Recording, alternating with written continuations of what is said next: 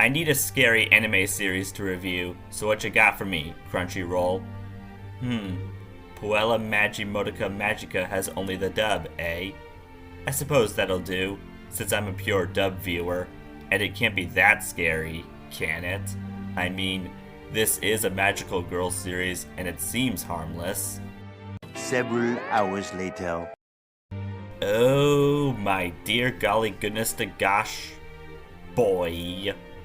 To say that was quite a lot to take in would be the understatement of the century, so I ought to tell you if the magic here really is cursed or not. Regardless of how you feel about this show or my review, I have the spoiler alert you seek right here. Now hang on to your most precious of gems like your soul depends on it, because it really might. Hey, I'm Owen the Fictionboy, and here's my review on Puella Magi Madoka Magica. Our tale begins with Madoka Kaname having a dream where Homura Akemi was facing a monster alone, and a strange cat-like creature named Kyubey said the only way to save her was by becoming a magical girl.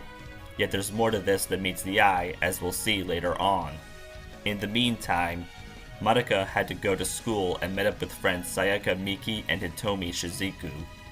A new student was introduced in the class, and you'll never guess who it is. Yeah, it's Homura, and she tells Madoka to keep living her normal life if her loved ones mean so much to her during the nurse office escort, for reasons we won't know of until the cat's out of the bag. A mall trip becomes a rescue mission as Homura, revealing herself to be a magical girl, was attacking Kyubey, who asked for help by telepathically communicating with Madoka.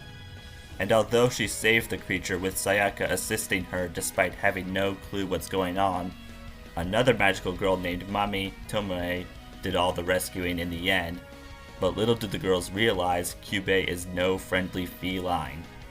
For now, Kyubey tells Madoka and Sayaka yes, it, because the creature is genderless, wanted them to make contracts to become magical girls who save the world from cursed witches normal humans can't see. Yet no special deal was complete without something in return, which in this case would be risking their lives. As Madoka and Sayaka train with Mami, Madoka sees her as an idol, yet Homura warns her that being a magical girl is not a path worth taking, and she's been keeping the wish she made a secret. For every witch a magical girl defeats, grief seeds are earned to recover magical powers, and there are also the minions of witches known as witches' familiars to watch out for.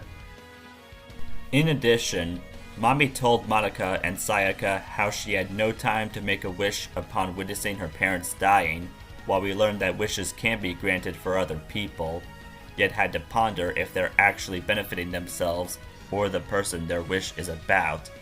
And there may be a reason why wishing for your own gain may be better. Sayaka had been mourning for what her friend Kyosuke Kamijo is going through in the hospital, since he was a violinist she admired, and she was worried he may not be able to play the violin again. But returning to the magical girl crisis, the next grief seed was on the verge of activating, and Homura tried to warn Mami about this particular witch. Yet Mami only thought Homura was an obstacle, so the former trapped the latter, and if things weren't intense enough, Mami straight up died from the witch. Homura managed to escape because of Mami's death, and she defeated the witch herself, taking the grief seed she believed Madoka and Sayaka don't deserve.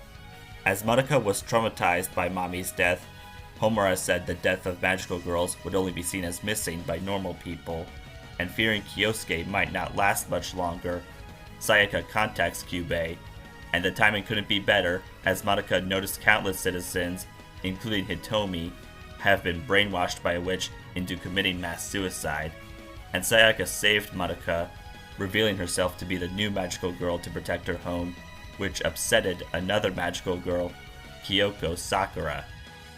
Sayaka wishing to heal Kyosuke may have allowed him to play violin once more and gain healing powers herself, yet the self-centered Kyoko clashed with Sayaka, and before Madoka could become a magical girl to save her friend, Homura intervened, knocking Kyoko out temporarily and advising Madoka should give up on Sayaka. With Wild Purchase Snatched coming in 2 weeks, Sayaka and Homura had a truce to fight the biggest baddie together, yet Sayaka and Kyoko were about to duel again, so all Madoka could think of doing is throwing Sayaka's soul gem away. However, because of that, Sayaka started losing life, as Kyubey states the souls of the magical girls are contained in those gems, and that the bodies are just the shells that can only be controlled if they're 100 meters within them, so Homura quickly retrieved it to save Sayaka's life. Calling this disturbing news would be a compliment, and Sayaka gets a better understanding of Kyoko's motives, more or less, as she wished for people to listen to her father's sermons. But he killed himself and his family after he found out Kyoko used magic to get what he wanted, making her become lonely.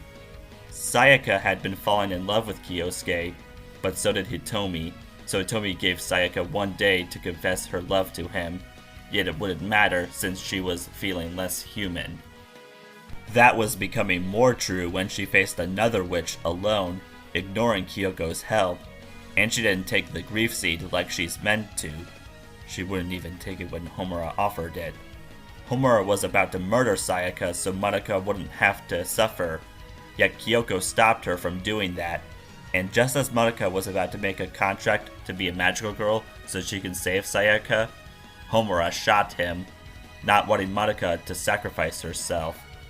Madoka then started getting the feeling she's met Homura beforehand, though as Madoka left to save Sayaka, a new Kyubey, actually called Incubator, appeared, who revealed that the Homura we've been seeing is from another timeline. If hearing that Sayaka killed 2 men on a train wasn't terrifying enough, her soul gem became completely dark, transforming her into a witch, and Homura helped Kyoko defeat her with her power to manipulate time.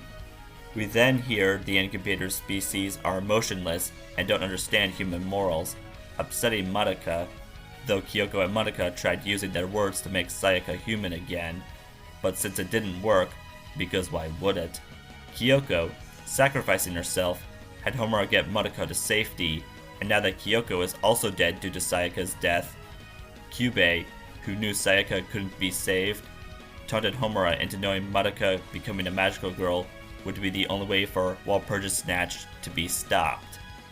Before reaching the climax of the show it had been building up to, we get to see the timeline Homura hails from, as she was a shy transfer student who wore glasses and braided hair, became friends with the cheery Madoka, and Homura had little to no confidence in herself due to being in the hospital for 6 months. Madoka and Mami saved Homura from a witch attack, revealing themselves as magical girls, but they get killed by Wild Purchase Snatched, persuading Homura to make a contract with Kyubey to go back in time to save Madoka as a magical girl. Yet when she and the other magical girls won the battle against the baddest witch, Homura saw Madoka transforming into a witch herself, knowing Kyubey has deceived everyone. Things got even more intense throughout Homura's travel through time, and when both of their soul gems were depleted, Madoka pleaded Homura to return to the past before she became a witch, so with all this, that explained Homura's colder personality, why she had been so secretive earlier, and what she's been trying to accomplish. Homura attempted to keep Kyubey from making contact with Madoka, yet that failed, causing her to travel in time on countless occasions until she succeeds, and because of Homura's constant time leaps, Madoka was the center point, and Kyubey knows how powerful Madoka would be. Sayaka's funeral happened. Kyubey informs Madoka on the history of magical girls, scaring her even more. Junko, Madoka's mom, grew concerned that Madoka is hiding something from her, and when Madoka visited Homura, the latter told the truth about how she's from a different timeline and had been trying to save the former, even unconvincingly stating she'll defeat Wild Purchase Snatched alone. Since to normal humans, the biggest witch is just a storm, evacuation took place at Madoka's school, and before rushing off to save Homura, Madoka had to reassure her mother that her friend needs her and that she's doing the right thing. So just before Homura could transform into a witch, believing she'll never be able to change Madoka's future, Madoka contacted Kyubey, becoming a magical girl, and wished to rewrite the laws, freeing all other magical girls. After some time in the cosmos together, Madoka had Homura know she'll be alright. Homura gets sent to a world where Mami and Kyoka were still alive with only Homura knowing of Madoka's existence, and the show ends on a cliffhanger where Homura is continuing her fight to honor Madoka. In case you couldn't tell by my reaction from earlier, this is an anime that had a massive impact on me. I don't exactly know how to put my feelings about it into words that'll make any sense, though I'll try anyway. The best way to describe this series is if Aniplex gave you a Tootsie Pop, where you get the wonderful lollipop flavor you lick on the outside, but when you get to the core of it, instead of a sweet taffy, you get chocolate-covered cicadas, and if you like them or not depends on how much you can handle the tougher aspects of it. For those who remember the trailer, you may have thought this would be a delightful, run-of-the-mill magical girl anime where a group of girls fight evildoers and have friendship problems along the way, yet what we actually got was a supernatural thriller where characters go through depression and death. The suicide will especially be for the hardcore only. The animation, both the usual traditional anime style and mix of surreal collage-esque style, were made with expertise, and the voice cast was nice. I admire the usages of the aspect ratio changing since it was quite useful for setting the mood, and for every episode, except the series finale for some reason. You'll hear a character drop the title so viewers can get a better understanding of why the episodes have their titles. I also can see that each character is complex and not one-noted, whether they're the effects of the soul gems, a witch's attacks, or personal problems. There is, however, a double-sided coin to this series, as this thing may be a positive for some people, but a negative for others. That is, of course, the dark themes. The series has a high chance of scaring you regardless of your age, and I have to admit that the series can be too dark. So much so that I'm unsure if I'd rewatch the show just to refresh myself before checking out more of the franchise, like the movies, as I have done with other anime franchises. Puella Magi Madoka Magica can be an iconic anime if you see the blend of the usual magical girl stuff and surprisingly, not to mention unforgivably, gritty vibe working for you, and although I wouldn't call myself a die-hard fan, I could say I'm genuinely impressed with what the show was capable of, and I feel a bit drawn to it, so I'll give it 4 out of 5 stars. This anime may have scarred me for being a giant what the kind of series, but I don't exactly regret watching it so I could make this review for the spooky season. I anticipate watching the rest of the series so that I get more goosebumps from the girls and anything they face head on, since I shall do the same so that I'm prepared for anything.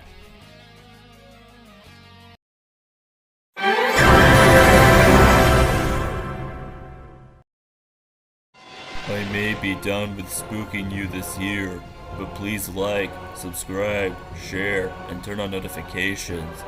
Also, comment below and follow me on Instagram for teasers and thumbnail previews of videos that are headed your way.